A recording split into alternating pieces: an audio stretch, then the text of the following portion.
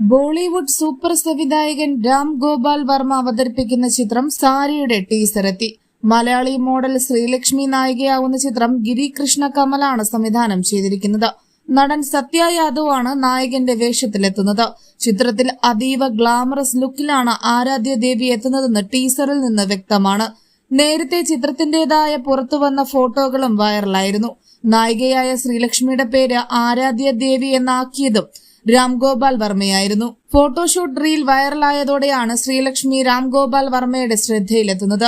ഇവരെ നായികയാക്കി സിനിമ ചെയ്യുമെന്ന് സംവിധായകൻ അന്നേ വ്യക്തമാക്കിയിരുന്നു. നവംബർ 4-ന് ഹിന്ദി, തെലുങ്ക്, തമിഴ്, മലയാളം എന്നീ ഭാഷകളിൽ ചിത്രം റിലീസ് ചെയ്യും. മനോഹരമായി സാരിയുടുത്ത യുവതിയോട് ഒരു യുവാവിന് തോന്നുന്ന അഭിനിവേശം പ്രണയവും പ്രതികാരവുമായി മാറുന്നതാണ് കഥയെന്നാണ് ടീസർ നൽകുന്ന സൂചന.